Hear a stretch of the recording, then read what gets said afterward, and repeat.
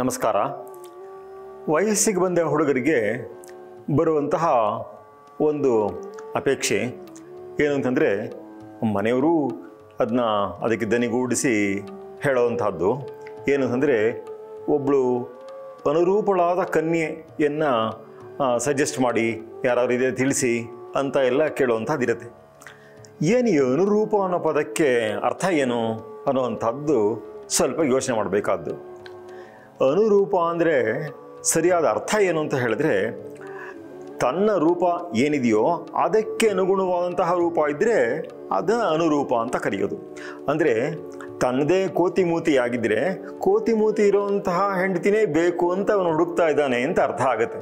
ಆದ್ದರಿಂದ ಅನುರೂಪ ಅನ್ನೋ ಪದಾನ ತುಂಬ ಸ್ವರೂಪಿಯಾದಂಥವಳು ಅನ್ನೋ ಅರ್ಥದಲ್ಲಿ ತಗೊಳ್ಬೇಕಾಗಿಲ್ಲ. ಅದರ ಕರೆಕ್ಟ್ ಆಗಿರೋ ಅರ್ಥ ಏನು ಅಂತ ಹೇಳಿದ್ರೆ, ತಾನು ಹೇಗಿದ್ದೀನೋ ಅದಕ್ಕೆ ಹೊಂದುವಂತಹದ್ದು ಅನ್ನುವಂಥದ್ದು. ತಾನು ತುಂಬ ವಿದ್ಯಾವಂತನಾಗಿದ್ದರೆ ವಿದ್ಯಾವತಿಯಾಗಿರೋವಂಥವಳು ಬೇಕು ಅಂತ ಅಪೇಕ್ಷೆ ಪಡೋದು ಸಹಜವೇ.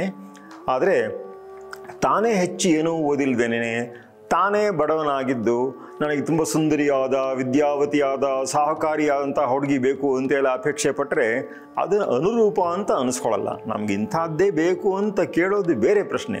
ಆದರೆ ಎಂಥ ಹೆಂಡತಿ ಬೇಕು ಅನ್ನುವಂತಹದ್ದನ್ನು ಯೋಚನೆ ಮಾಡುವಂಥದ್ದಿದೆ. ಇಂಗ್ಲೀಷ್ನಲ್ಲಿ ಸ್ವಲ್ಪ ಲಘುವಾಗಿ ಮಾತಾಡುವಂಥದ್ದು ಒಂದು ಉಕ್ತಿ ಇದೆ. ಏನು ಅಂತ ಹೇಳಿದ್ರೆ, A wife is for 3 L's ಅಂತ, 3 L'ಗಳಂತೆ. ಏನಪ್ಪ ಅಂತ ಹೇಳಿದ್ರೆ, ಒಂದು ಲಂಚ್, ಲಾಂಡ್ರಿ ಆ್ಯಂಡ್ ಲವ್ ಅಂತಂದ್ಬಿಟ್ಟು ಈ 3ಕ್ಕೋಸ್ಕರವಾಗಿ ಬೇಕಂತೆ ಹೆಂಡತಿ ಅನ್ನೋಂಥವಳು. ಲಂಚ್ ಅಂದರೆ ಅಡುಗೆ ಮಾಡಿ ಹಾಕುವಂಥದ್ದು, ಲಾಂಡ್ರಿ ಅಂದರೆ ಬಟ್ಟೆ ಗಿಟ್ಟೆ ಇಸ್ತ್ರಿ ಮಾಡಿಕೊಡುವಂಥದ್ದು, ಮತ್ತು ಲವ್ ಅಂತ ಅಂದ್ಬಿಟ್ಟು ಸಂಗಾತಿಯಾಗಿ ಇರೋವಂಥದ್ದು ಅಂದ್ಬಿಟ್ಟು ಈ 3ಕ್ಕೋಸ್ಕರವಾಗಿ ಬೇಕು ಅಂತಂದ್ಬಿಟ್ಟು ಹೇಳೋವಂಥದ್ದು. ಆದರೆ ಸಂಸ್ಕೃತದಲ್ಲಿ ಈ 3 L ಸಾಲದು, 5 L ಬೇಕು ಅಂತ, ಪಂಚಲಕಾರಗಳು ಬೇಕು ಅಂತ ಹೇಳುವಂಥ ಒಂದು ಮಾತಿದೆ ನೋಡಿ. ಈ 5 ಲಕಾರಗಳು ಇರುವಂತಹ ಹೆಂಡತಿ ಸಿಕ್ಕಿದ್ರೆ ಅದು ತುಂಬ ಭಾಗ್ಯ ಅಂತಂದ್ಬಿಟ್ಟು. ಏನು ಹೆಂಗಿರಬೇಕು ಹೆಂಡತಿ ಅಂತ ಕೇಳಿದ್ರೆ, ಅನುಕೂಲಾಂ ವಿಮಲಾಂಗೀಂ ಕುಲಜಾಂ ಕುಶಲಾಂ ಸುಶೀಲ ಸಂಪನ್ನಾಂ ಪಂಚಲಕಾರಾಂ ಭಾರ್ಯಾಂ ಪುರುಷ ಪುಣ್ಯೋದಯ ಲಭತೆ ಅಂತಂದ್ಬಿಟ್ಟುತ್ತೆ. ಈ 5 ಲಕಾರಗಳಿರುವಂತಹ ಹೆಂಡತಿ ಸಿಗಬೇಕು ಅಂದರೆ ತುಂಬ ಪುಣ್ಯ ಮಾಡಿರಬೇಕು ಅಂತಂದ್ಬಿಟ್ಟು. ಏನದು ಅಂದರೆ, ನಂಬರ್ 1 ಅನುಕೂಲಾಂ. ಪ್ರತಿಕೂಲ ಅಂದರೆ ಉಲ್ಟಾ, ನಾವು ಹೇಳಿದ್ದಕ್ಕೆಲ್ಲ ಉಲ್ಟಾ ಹೇಳೋವಂಥದ್ದು, ಜಗಳ ಮಾಡೋವಂಥದ್ದು, ಈ ಥರದ್ದು ಆಗೋಗ್ಬಿಟ್ರೆ ಸಾಕಪ್ಪ ಸಾಕು, ಯಾಕಾರೋ ಮದುವೆ ಮಾಡಿಕೊಂಡು ಹಾಗೆ ಇರ್ಬೋದಾಗಿತ್ತು ಅಂತೆಲ್ಲ ಅನಿಸ್ಬಿಡುವಂತಹ ಸನ್ನಿವೇಶ ಆಗೋಗ್ಬಿಡುತ್ತೆ. ಆದ್ದರಿಂದ ಫಸ್ಟ್ ಕಂಡೀಷನ್ನು, ಫಸ್ಟ್ ಕ್ವಾಲಿಫಿಕೇಷನು ಏನಪ್ಪ ಅಂದರೆ ಅನುಕೂಲ. ತಾನು ಏನಾದ್ರು ಹೇಳಿದ್ರೆ ಅದಕ್ಕೆ ಸಾಧಕ ಬಾಧಕಗಳನ್ನು ಯೋಚನೆ ಮಾಡಿ, ಇಲ್ಲ ಹೀಗೆ ಮಾಡೋದು ವಾಸಿ ಅಲ್ವಾ ಅನ್ನುವಂತಹ ಮೃದುವಾದ ರೀತಿಯಲ್ಲಿ ಒಂದು ಸಲಹೆಯನ್ನು ಕೊಟ್ಟು ಸರಿಯಾದ ರೀತಿಯಲ್ಲಿ ಒಯ್ಯುವಂಥದ್ದಾದ ಪಕ್ಷದಲ್ಲಿ ತುಂಬ ಚೆನ್ನಾಗಿ ಸಂಸಾರ ಚೆನ್ನಾಗಿ ನಡ್ಕೊಂಡು ಹೋಗುತ್ತೆ. ಫಸ್ಟ್ ಥಿಂಗ್ ಅನುಕೂಲ, ಅಲ್ಲೊಂದು ಲಾಭ ಅಂತಲ್ವಾ ಅದೊಂದು. ನೆಕ್ಸ್ಟ್ ವಿಮಲಾಂಗಿ, ಅದು ಎಲ್ಲರೂ ಅಪೇಕ್ಷೆ ಪಡುವಂಥದ್ದು, ನೋಡೋಕ್ಕೆ ಚೆನ್ನಾಗಿರಬೇಕು ಅಂತಂದ್ಬಿಟ್ಟು. ಇದರಲ್ಲಿ ಹೇಳುವಂಥದ್ದು ಮುಖ್ಯವಾಗಿ ಯಾವುದರ ಅಂಗದಲ್ಲೂ ದೋಷಗಳಿರಬಾರ್ದು ಅಂತಂದ್ಬಿಟ್ಟು, ನೋಡೋಕ್ಕೆ ತುಂಬ ಚೆನ್ನಾಗಿ ಕಾಣಿಸ್ಬೇಕು ಅನ್ನೋದು ಒಂದು ಅಂಶ. ಆದರೆ ಅದಕ್ಕಿಂತ ಹೆಚ್ಚಾಗಿ ಆರೋಗ್ಯವಾಗಿರುವಂಥದ್ದು, ಸರಿ ಅದರಲ್ಲಿ ಏನೋ ದೋಷಗಳು ಸೇರ್ಕೊಂಡು ಇಲ್ಲದೆ ಇರುವಂಥದ್ದು, ಈ ರೀತಿ ಇದ್ದ ಪಕ್ಷದಲ್ಲಿ ತುಂಬ ಚೆನ್ನಾಗಿರುತ್ತೆ. ಎಷ್ಟೋ ಸಂದರ್ಭದಲ್ಲಿ ತುಂಬ ಸುಂದರಿ ಆದರೆ ಸ್ವಲ್ಪ ಕಿವುಡು, ಈ ಥರದ್ದು ಏನೋ ಆಗೋಗ್ಬಿಟ್ರೆ ಅದೊಂದು ಹಿಂಸೆ ಅದು. ಆದ್ದರಿಂದ ವಿಮಲಾಂಗಿ ಹಾಗಿರುವಂಥದ್ದು. ಕುಲಜಾಂ, ಸತ್ಕುಲ ಪ್ರಸೂತಿಯಾಗಿರಬೇಕು. ಹಾಗಿದ್ದ ಪಕ್ಷದಲ್ಲಿ ಅವಳು ಸತ್ಸಂಸ್ಕಾರ ಇದಳಾಗಿರ್ತಾಳೆ. ಗಂಡ ಒಂದು ವೇಳೆ ತಪ್ಪು ಮಾಡಿದ್ರು ಕೂಡ ಸರಿಯಾದ ದಾರಿಗೆ ಕರ್ಕೊಂಡು ಹೋಗುವಂಥವಳು ಆಗಿರ್ತಾಳೆ. ಆದ್ದರಿಂದ ಒಳ್ಳೆಯ ವಂಶವನ್ನು ನೋಡಿ ತರಬೇಕು ಕನ್ಯೆಯನ್ನು ಅಂತಂದ್ಬಿಟ್ಟು ಹೇಳುವಂತಹ ಹಿರಿಯರ ಮಾತು ಒಂದು ಇದ್ದೇ ಇದೆ. ಮತ್ತು ಕೆಲವು ಸಲ ಇದೆಲ್ಲ ಇದ್ರೂ ಒಂದು ಕಾರ್ಯದಲ್ಲಿ ಒಂದು ಎಫಿಷಿಯನ್ಸಿ ಬರದೆ ಹೋಗ್ಬಿಟ್ರೆ, ಏನಪ್ಪ ಒಂದೊಂದನ್ನು 4 ಸಲ ಹೇಳಬೇಕು, ಹೇಳಿಕೊಟ್ರೂ ಕಲ್ತ್ಕೊಳ್ಳಲ್ಲ, ತಿಳ್ಕೊಳ್ಳಲ್ಲ ಅನ್ನೋದಾಗ್ಬಿಟ್ರೆ ಬಹಳ ಕಷ್ಟ. ಕುಶಲಾಂ, ಎಲ್ಲದೊಂದು ಲಾಭ ಅಂತಲ್ವಾ, ಕುಶಲಳಾಗಿರಬೇಕು. ಕಾರ್ಯದಲ್ಲಿ ಒಂದು ದಕ್ಷತೆ ಇರಬೇಕು, ಒಂದು ಸಾಮರ್ಥ್ಯ ಇರಬೇಕು. ಹೇಳಿದ್ದನ್ನು ಗ್ರಹಿಸಿ ಅದನ್ನು ಮಾಡಬಿಡುವಂಥದ್ದು ಸಾಮರ್ಥ್ಯ ಇರಬೇಕು. ತನ್ನ ಸ್ವಂತ ಬುದ್ಧಿಯಿಂದಲೇ ಗಂಡನಿಗಿಂತಲೂ ಚೆನ್ನಾಗಿ ಮಾಡುವಂಥವ್ರು ಬೇಕಾದ ಜನ ಇರ್ತಾರೆ, ಅಂಥವ್ರು ಇರಬೇಕು. ಮತ್ತು ಕೊನೆಗೆ ಇದೆಲ್ಲ ಇದ್ರೂ ಇನ್ನು ಒಂದಿಲ್ಲದೆ ಹೋದರೆ ಅಯ್ಯೋ ಅಂತ ಜೀವನವೇ ಕೊರಗಾಗ್ಬಿಡುತ್ತೆ. ಸುಶೀಲ ಸಂಪನ್ನ, ಅವಳು ಸುಶೀಲದಿಂದ ಕೂಡಿರಬೇಕು. ಹಾಗಿದ್ದ ಪಕ್ಷದಲ್ಲಿ ಅಂದ್ರೇನು, ಗಂಡನಿಗೆ ಪ್ರಿಯಳಾಗಿದ್ದು ಗಂಡನಿಗೆ ಹಿತವಾಗಿ ವರ್ತಿಸ್ಕೊಂಡು ಇರೋವಂಥದ್ದು, ನಮಗೆ ಹೆಜ್ಜೆ ಹೆಜ್ಜೆಗೂ ಜೀವನದಲ್ಲಿ ಕಂಪ್ಯಾರಿಸನ್ ಸಿಗ್ತಾನೆ ಇರ್ತಾರೆ, ಅವ್ರಿಗೆ ಇವ್ರಿಗೆ ಹೋಲಿಸ್ಕೊಳ್ಳುವಂಥದ್ದು. ಗಂಡಸರಿಗೆ ಅಯ್ಯೋ ಅವ್ರ ಹೆಂಡತಿ ಎಷ್ಟು ಚೆನ್ನಾಗಿದ್ದಾಳೆ, ಅವ್ರ ಹೆಂಡತಿ ಎಷ್ಟು ಹಿತವಾಗಿದ್ದಾಳೆ, ಎಷ್ಟು ಚೆನ್ನಾಗಿ ಏನೇನೋ ಬೇರೆಯವರಲ್ಲಿ ಗುಣಗಳು ಕಾಣಿಸುತ್ತೆ. ಹಾಗೆಯೇ ಹೆಂಡತಿಗೂ ಆಗ್ಬೋದು, ಅಯ್ಯೋ ಇವ್ರ ಯಜಮಾನರು ಎಷ್ಟು ಚೆನ್ನಾಗಿದ್ದಾರೆ, ಅವ್ರ ಯಜಮಾನರು ಎಷ್ಟು ಒಳ್ಳೆ ಮಾತಾಡ್ತಾರೆ, ಇವರೆಷ್ಟು ಸಹಾಯವಾಗಿದ್ದಾರೆ, ಹೀಗೆಲ್ಲ ಅನಿಸ್ತಾ ಇರ್ಬೋದು.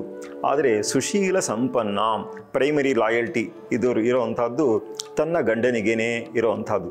ಈ ತರಹ 5 ಲಕಾರಗಳಿಂದ ಕೂಡಿರುವಂತಹ ಹೆಂಡತಿ ಇದೆಯಲ್ಲ, ಪಂಚ ಲಕಾರಾಂ ಭಾರ್ಯಾಂ, ಯಾವುದು? ಅನುಕೂಲಾಂ ವಿಮಲಾಂಗೀಂ ಕುಲಜಾಂ ಕುಶಲಾಂ ಸುಶೀಲ ಸಂಪನ್ನಾಂ. ಹೀಗಿರುವಂತಹ ಪತ್ನಿಯನ್ನು ಪಡೆಯಬೇಕಾದ್ರೆ ಪುರುಷ ಪುಣ್ಯೋದಯ ಲಭತೆ. ಇದೆಲ್ಲನೂ ಕೂಡ ಸುಲಭಕ್ಕೆ ಸಿಕ್ಬಿಡುವಂಥದ್ದಲ್ಲ, ಮಹಾಪುಣ್ಯದಿಂದ ಸಿಗುವಂಥದ್ದು ಅಂತ. ಈ ಒಂದು ಮಾತನ್ನು ಹೇಳಿದ್ರೆ ಇದರ ರಿವರ್ಸು ಕೂಡ, ಅಂದರೆ ಒಬ್ಬ ಸ್ತ್ರೀಗೆ ಸಿಗಬೇಕಾದಂತಹ ಪುರುಷನಲ್ಲಿಯೂ ಈ ರೀತಿಯಾದಂತಹ ಗುಣಗಳಿರಬೇಕು ಅನ್ನೋದನ್ನು ಅದಕ್ಕೆ ಅರ್ಥಾದ ಆಕ್ಷಿಪ್ತ ಅಂತ ಹೇಳ್ತಾರೆ. ಅಂದರೆ ಹೇಳದೆ ಹೋದ್ರೂ ಅಂಡರ್ಸ್ಟುಡ್ ಅಂತಂದ್ಬಿಟ್ಟು. ಆದ್ದರಿಂದ ಇದು ಪುರುಷನಿಗೆ ಸ್ತ್ರೀಯಲ್ಲಿ ಈ ಗುಣಗಳ ಅಪೇಕ್ಷೆ ಯಾವ ರೀತಿ ಇರುತ್ತೋ ಹಾಗೆ ಸ್ತ್ರೀಗೂ ಕೂಡ ಇದೇ ರೀತಿಯಾದಂತಹ ಗುಣಗಳು ಪುರುಷನಲ್ಲಿರಬೇಕು ಅಂತ ಅನಿಸುವಂಥದ್ದನ್ನು ಬಹಳ ಸಹಜವೇನೆ.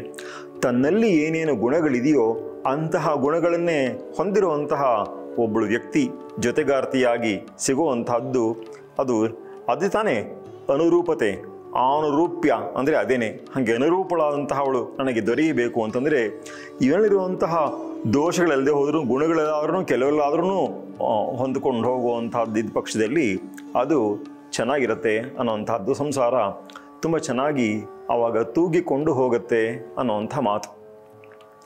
ಶ್ರೀರಂಗ ಮಹಾಗುರುಗಳು ನಾರಿಯ ಪಾತ್ರವನ್ನು ಹೇಳ್ತಾ ಒಂದು ಶಬ್ದ ಚಮತ್ಕಾರದೊಂದಿಗೆ ಒಂದು ಮಾತನ್ನು ಹೇಳ್ತಾರೆ. ಏನಂತ ಹೇಳಿದ್ರೆ, ಲಕ್ಷ್ಯವನ್ನು ಭೇದಿಸಲು ನಾರಿ ಇಲ್ಲದೆ ಸಾಧ್ಯವೇ ಇಲ್ಲ ಅಂತಂದ್ಬಿಟ್ಟು. ಇದು ಆರ್ಚರಿ, ಬಿಲ್ಲು ವಿದ್ಯೆ, ಅದರ ಒಂದು ಅನಾಲಜಿ, ಅಂದರೆ ಅದರ ಒಂದು ಉಪಮಾನ, ಆ ಹೋಲಿಕೆಯನ್ನು ತೆಗೆದುಕೊಂಡು ಹೇಳುವಂತಹ ಉಪನಿಷತ್ತಿನ ಮಾತು ಒಂದಿದೆ. ಅದೇನಪ್ಪ ಅಂದರೆ, ನೋಡಿ, ನಾನು ನಿಮಗೆ ಹೊಸ ಬಿಲ್ಲು, ಹೊಸ ಬಾಣ, ಅದರ ವಿಷಯ ಹೇಳ್ತೀನಿ ನಾನು. ಇದು ಆತ್ಮ ಸಾಧನೆಗೆ ಬೇಕಾಗುವಂತಹದ್ದು. ಈ ಬಿಲ್ಲು ಬಾಣಗಳ ಬಗ್ಗೆ, ಈ ಬಿಲ್ ವಿದ್ಯೆ ಬಗ್ಗೆ ತಿಳ್ಕೊಳ್ಳಿ ಅಂತಂದ್ಬಿಟ್ಟು ಅಂತ. ಏನು ಬಿಲ್ ಏನು ಅಂತಂದರೆ, ಪ್ರಣವೋ ಧನು, ಓಂಕಾರವೇ ಬಿಲ್ಲು. ನಾವು ಓಂ ಅಂತ ಬರೆಯುವಂತಹದ್ದನ್ನು ನೋಡಿದ್ರೆ ಆ ಶೇಪಲ್ಲೇ ಅದೇನೋ ಒಳ್ಳೆ ಬಿಲ್ಲಿನ ಶೇಪ್ ಇದ್ದಂಗೆ ಕಾಣಿಸುತ್ತಲ್ವಾ. ಆದ್ದರಿಂದ ಅದು ಕೂಡ ಪ್ರಣವ ಅನ್ನುವಂಥದ್ದೇನೆ, ಓಂಕಾರವೇ ಅದು ಧನುಸ್ಸು. ಶರೋ ಹ್ಯಾತ್ಮ, ತನ್ನ ಆತ್ಮ ಅನ್ನೋದು ಏನಿದೆಯೋ ಅದೇನೇ ಬಾಣ, ಅದೇ ಹೋಗಿ ಹೊಡಬೇಕಂಥದ್ದು. ಹಾಗಾದರೆ ಈ ಬಿಲ್ಲು ಬಾಣ 2 ವಿಷಯ ಆಯಿತು. ಹಾಗಾದರೆ ಲಕ್ಷ್ಯ, ಒಂದು ಟಾರ್ಗೆಟ್, ಗುರಿ, ಅದು ಯಾವುದು ಅಂದರೆ ಬ್ರಹ್ಮತಲ್ ಲಕ್ಷ್ಯ ಮುಚ್ಯತೆ, ಬ್ರಹ್ಮವೇ ಲಕ್ಷ್ಯ.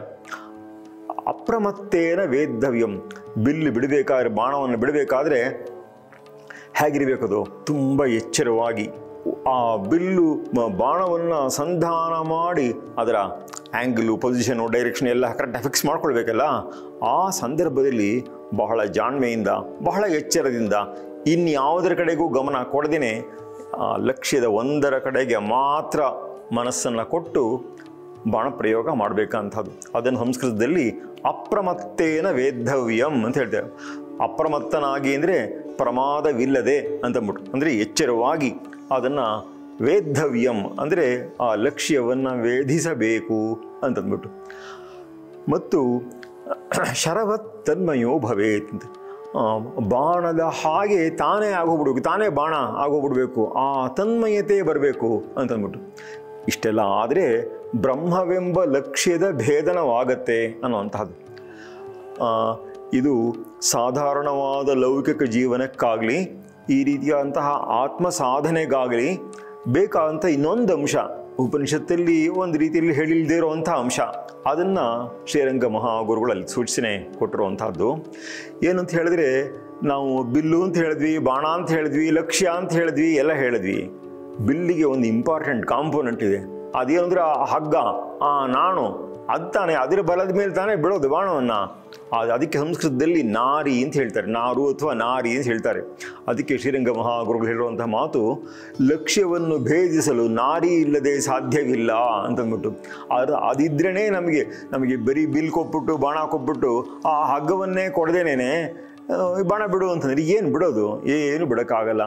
ಹಾಗೆ ಸಂಸಾರ ಜೀವನವನ್ನು ನಡೆಸಬೇಕಾದರೂ ಕೂಡ ಆ ನಾರಿಯ ಸಹಾಯ ಬೇಕು ಅಂತ ಹೇಳುವಂತಹ ಆ ಅರ್ಥವೂ ಬರುವ ಹಾಗೆ, ಮತ್ತು ಆತ್ಮ ಸಾಧನೆಗೂ ಕೂಡ ಸಾಮಾನ್ಯವಾಗಿ ಈ ಹೆಂಗಸು ಅದೇನೇ ಮನಸ್ಸನ್ನು ಹಾಳು ಮಾಡುವಂಥದ್ದು, ಹೆಣ್ಣೆ ಮಾಯೆ, ಮನುಷ್ಯನ ಸಾಧನೆಯ ಮಾರ್ಗದಿಂದ ತಪ್ಪಿಸುವಂಥವಳೆ ಹೆಣ್ಣು ಅಂತ ಹೇಳಿ ಹೆಣ್ಣನ್ನು ದೂಷಿಸುವಂಥ ಮಾತುಗಳು ಎಷ್ಟೆಷ್ಟೋ ನಾವು ಕೇಳ್ತೀವಿ ಲೋಕದಲ್ಲಿ. ಗಂಡಿಗೆ ಹೆಣ್ಣು ಮಾಯೆ ಅನ್ನೋ ಹಾಗೆ ಹೆಣ್ಣಿಗೆ ಗಂಡು ಮಾಯೆ ಅನ್ನುವಂತಹ ಮಾತುಗಳು ಕೂಡ ಇದೆ. ಅದೆಲ್ಲ ನಿಜವೇನೆ, ಅದು ಸುಳ್ಳು ಅಂತ ಅಲ್ಲ. ಆದರೆ ಏಕ ಲಕ್ಷ್ಯ ಇಬ್ಬರಿಗೂ ಇದ್ದ ಪಕ್ಷದಲ್ಲಿ ಒಬ್ಬ ಸಮಾನ ಮನಸ್ಕಳಾದಂತಹ ಪತ್ನಿ ಇದ್ದರೆ ಅದು ಲೌಕಿಕ ಜೀವನದ ಸಾಧನೆಗೂ ಅತ್ಯುಪಯುಕ್ತ, ಆತ್ಮಜೀವನದ ಸಾಧನೆಗೂ ಅತ್ಯುಪಯುಕ್ತ. ಆತ್ಮಜೀವನದ ಸಾಧನೆ ಅಂತಂದರೆ ಬ್ರಹ್ಮವೆಂಬ ಲಕ್ಷ್ಯದ ಸಾಧನೆ, ಅದನ್ನು ಸಾಧಿಸಬೇಕು. ಅದಕ್ಕೆ ಕೂಡ ನಾರಿಯ ಸಹಾಯ ತುಂಬ ಇದೆ, ಅದರ ಅಪೇಕ್ಷೆ ತುಂಬ ಇದೆ, ಮತ್ತು ಅದರಿಂದ ಸಿಗುವಂತಹ ಸೌಕರ್ಯ ಬಹಳ ಹೆಚ್ಚಾಗಿದೆ ಅನ್ನುವಂತಹ ಮಾತನ್ನು ಧ್ವನಿಸುವುದಕ್ಕೋಸ್ಕರವಾಗಿಯೇ ಲಕ್ಷ್ಯವನ್ನು ಭೇದಿಸಲು ನಾರಿ ಇಲ್ಲದೆ ಸಾಧ್ಯವೇ ಇಲ್ಲ ಅಂತ ಎರಡೂ ಅರ್ಥದಲ್ಲಿ ಇದನ್ನು ಬಳಸಿದ್ದಾರೆ. ಒಂದು ಲೌಕಿಕ ಜೀವನಕ್ಕೂ ಕೂಡ ಬರೀ ಒಂದು ಬಿಲ್ಲನ್ನು ಯಾರು ಪ್ರಯೋಗ ಮಾಡಬೇಕು, ಬಾಣ ಪ್ರಯೋಗ ಮಾಡಬೇಕು ಅಂತ ಹೇಳಿದ್ರೆ ಆ ಹಗ್ಗ ಅದು ಬೇಕೇ ಬೇಕು, ಅದಿಲ್ಲದೆ ಹೊರ ಸಾಧ್ಯವೇ ಇಲ್ಲ ಅನ್ನೋ ಆ ಅರ್ಥನೂ ಆಗುತ್ತೆ. ಮತ್ತು ಉಪನಿಷತ್ತೇ ಕೊಟ್ಟಿರುವಂತಹ ಈ ಬಿಲ್ ವಿದ್ಯೆಯ ಧನುರ್ವಿದ್ಯೆಯ ಉಪಮಾನ ಏನಿದೆಯೋ ಅದರಲ್ಲಿ ಸಹ ಆ ಹಗ್ಗಕ್ಕೆ ಒಂದು ಪ್ರಧಾನವಾದ ಪಾತ್ರವಿರೋದರಿಂದ ತನ್ನ ಜೊತೆಗಾರ್ತಿ ಯಾರಿದ್ದಾಳೋ ಅವಳು ಆ ಕಾರ್ಯವನ್ನು ಅಂತಂದರೆ ಅದಕ್ಕೆ ಬೇಕಾದ ಬಲವನ್ನು ಕೊಡುವಂಥದ್ದು, ಬಾಣಕ್ಕೆ ಬರುವ ಬಲ ವೇಗ ಎಲ್ಲನೂ ಕೂಡ ಬರೋದೇ ಆ ಹಗ್ಗದಿಂದಾಗಿ. ಆದ್ದರಿಂದ ಅದು ತುಂಬ ಲೂಸ್ ಆಗಿದ್ರೂ ಪ್ರಯೋಜನ ಇಲ್ಲ, ತುಂಬ ಟೈಟಾಗಿ ಹೋಗ್ಬಿಟ್ರೂ ಪ್ರಯೋಜನ ಇಲ್ಲ. ಅದು ಎಷ್ಟಿರಬೇಕು ಹಾಗಿರಬೇಕು. ಹಾಗಿದ್ದ ಪಕ್ಷದಲ್ಲಿ ಆವಾಗ ಗುರಿಯನ್ನು ಸಾಧನೆ ಮಾಡುವಂಥದ್ದಾಗತ್ತೆ ಅನ್ನೋ ಕಾರಣಕ್ಕೋಸ್ಕರವಾಗಿ ಈ ಮಾತನ್ನು ಹೇಳ್ತಾರೆ.